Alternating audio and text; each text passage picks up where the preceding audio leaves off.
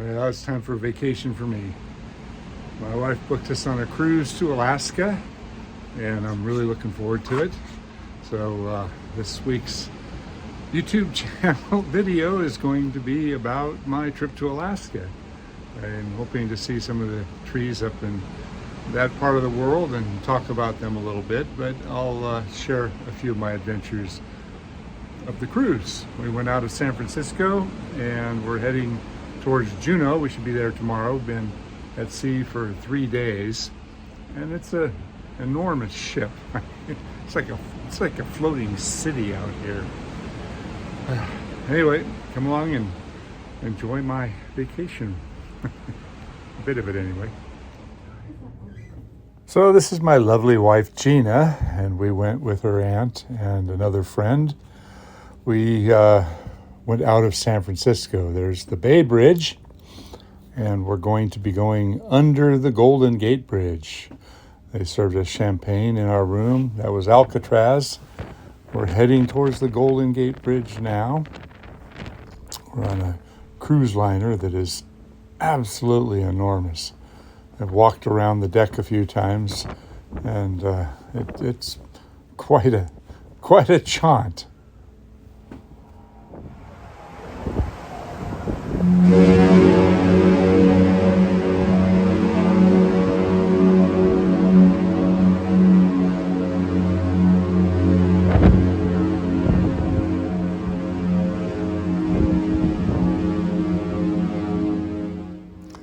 You know, the Golden Gate Bridge was finished in the 30s, but I can imagine early sailing ships, big wooden sailing ships coming into this bay back during the gold rush. It amazes me. I've seen photographs of hundreds and hundreds of these massive, big, beautiful boats. That's Jim and Jude. That's what it looks like at night. We went out and did some of the entertaining, and we went out dancing and went out to the big center plaza.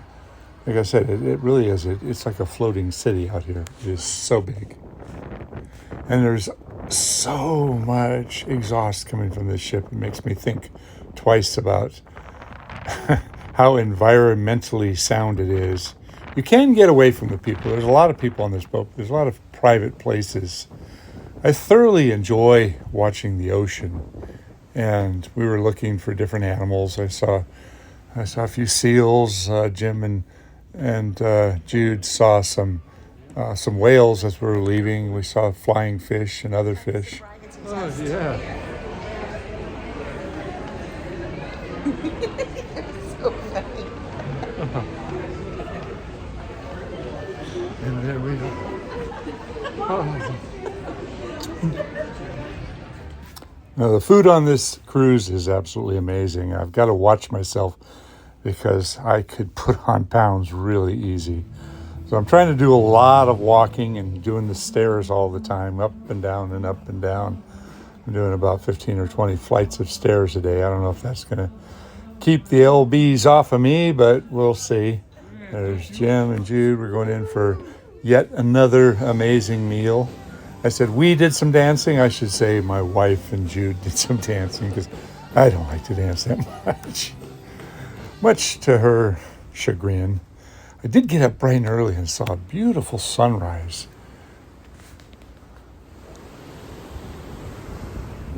You know, what's interesting about Alaska is during the summertime, the days are very long. The sun doesn't really go down, doesn't really get dark until about 9:30, 10 o'clock at night. And about 3 o'clock in the morning, that's when I saw this sunrise start coming up. It was about, I think this was about 4 in the morning. It comes up really slow and lasts a long, long time.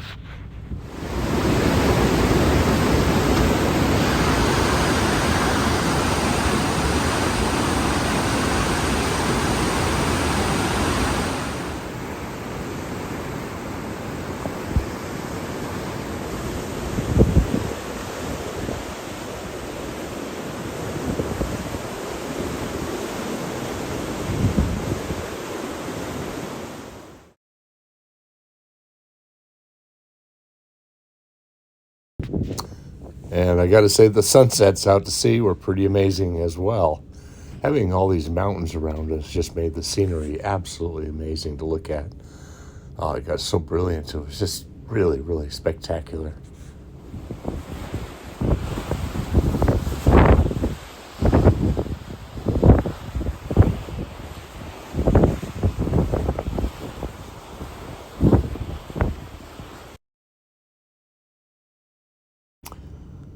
So part of our trip took us into a place called Glacier Bay, where there's multiple glaciers that come right down to the ocean. And if you're lucky, you see big chunks of ice come calving off into the water. And there was numerous small iceberg type pieces of ice floating around in there. It's what it looked like going out of that bay. We stayed there for, I'd say about an hour or so, and then they turned the boat around turned the ship around, I should say. So I was looking at a lot of the trees in Alaska, and occasionally I'd see them in local areas. This is downtown Skagway. That's an interesting building. It's got, the whole thing is covered with branches, and it was built in the 1800s, and I guess it stayed that way. I don't know if they have to keep replacing those branches or what, but it looks pretty cool. And we got out, and we actually rented a car one day from Skagway and drove all the way up into Canada. We drove about 70 miles. It was quite beautiful up there. We went to this suspension bridge. Here's my wife. Yep, Grizzly. Well, there was a little recreation of a log cabin up here. I can imagine how important it would be to have a little shelter like this up in the Klondike. That's where we were. We were actually in the Klondike, right up where they were going for gold in the 1880s. There's a lot of stories and a lot of history about that time of the historical search for gold up there. Oh, this was kind of cool. There's lots of spruce trees up here. That's the predominant tree, and some of the spruce trees had these brilliant purple cones, that were starting to go. Look at those. They were just gorgeous.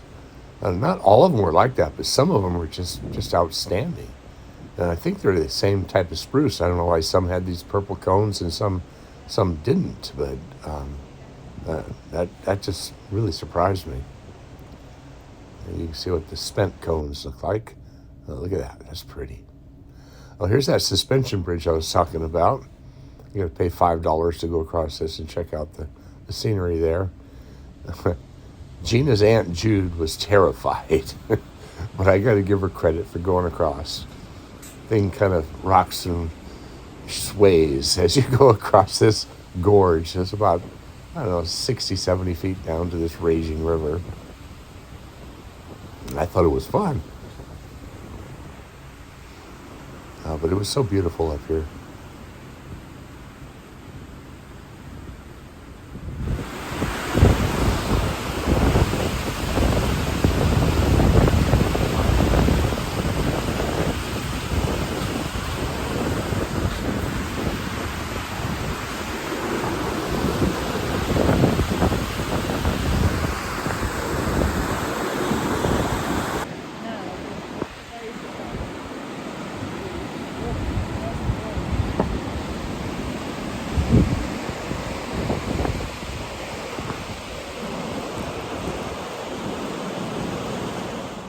And welcome to the Yukon. There's a lake up there called Emerald Lake, and the color of this lake is unbelievable. I can't even describe it. It just glows. It only seems to be like this when the sun is out, but we got lucky. The sun came out, and this thing was just, it was almost phosphorescent. It was so brilliant. Look at that.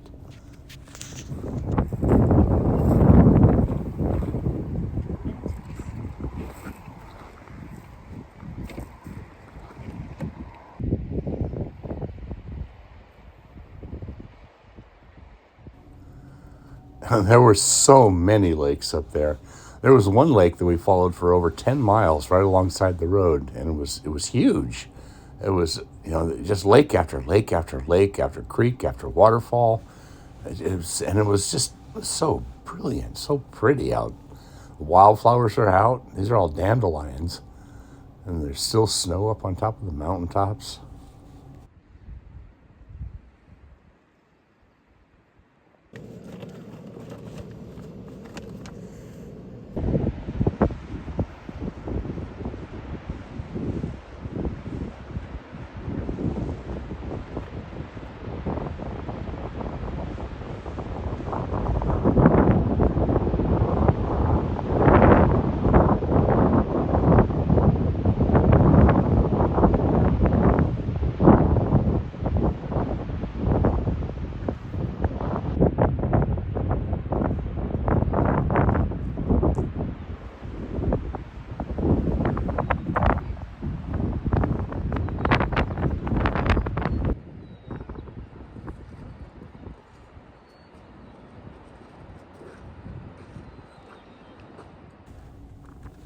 So this is all on our driving trip. We drove 70 miles up and 70 miles back. And I wanted to tell you that I rented an electric car. This was the first time I've ever driven an electric car. It was a Mustang. And I got to say, it was nice. It was really smooth and fast. It had a range of about 260 miles.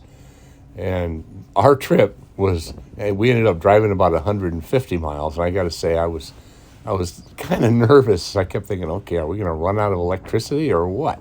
But we made it back just fine. They've got the regenerative braking that recharges when you go downhill, so that helped out a little bit. And this is back in Skagway. Everywhere we looked, just the scenery was just outstanding.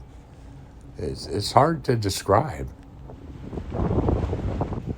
You know, I got to be honest about my feelings towards cruise ships. I kind of have a love-hate thing with them. You know, I love the fact that you can get so many people out fairly inexpensive to these remote areas.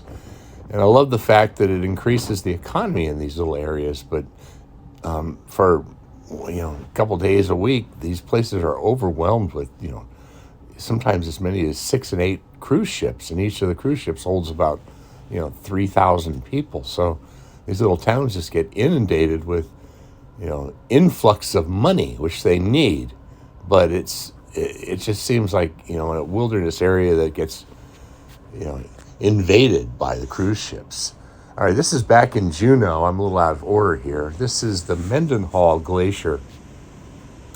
And I went to this about 10 years ago. And where you see the glacier right there, it was easily 500 feet further into the ocean, or into the water there in front of it. There's a big, beautiful waterfalls that comes crashing down into the lake, for where the glacier is. That was a real nice hike my wife and I took.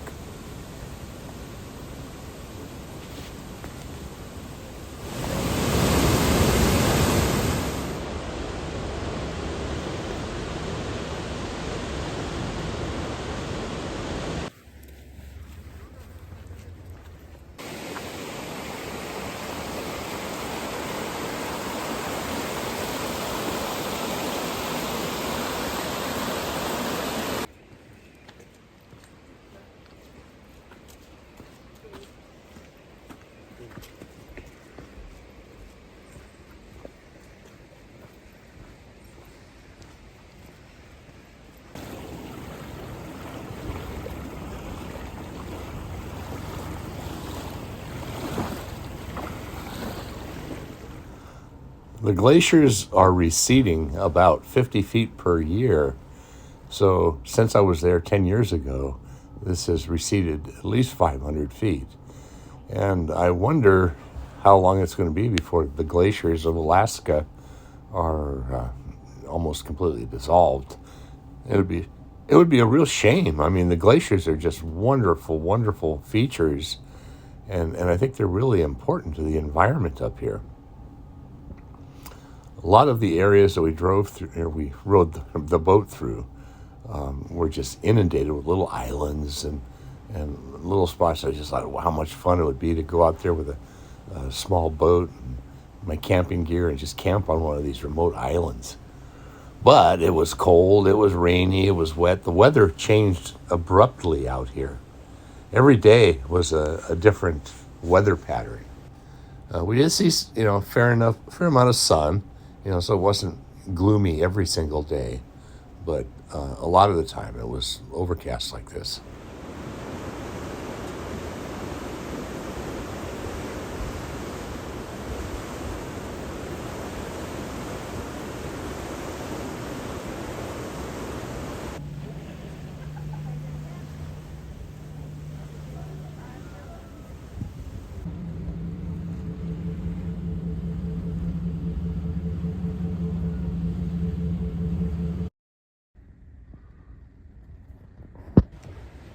And I regret to say that there were 2 additional stops that I couldn't make. Maybe you hear my voice is a little bit raspy. I got COVID, and a number of people on the ship got COVID. I think they're kind of keeping it secret how many people actually did get COVID. But we're on the Ruby Princess, and if you look up Ruby Princess COVID and see what it says about it on the internet, you find out that this ship has been basically a floating petri dish of disease over the last 3 years. And when COVID first hit, they had a horrible, horrible outbreak. I think like 10% of the entire crew and passengers got COVID, and 28 people died. That was before they had the vaccines and all. But I don't know. I kind of wonder about how they manage it. A few people wear masks, but not that many. And I wasn't wearing a mask. I wish I had been, because COVID is not fun. So I've been in quarantine. Fortunately, we have a little balcony here. So this is my retreat. And I go out to the balcony and I get to watch the ocean and hopefully see a whale or two.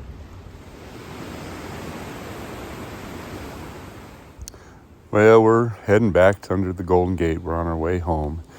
And at this point of the video, I thought I would relay some of my thoughts about cruising in general. For one, this ship burns 250 tons of fuel every single day that it's traveling. That's 80,000 gallons. So from an environmental standpoint, these things are a disaster.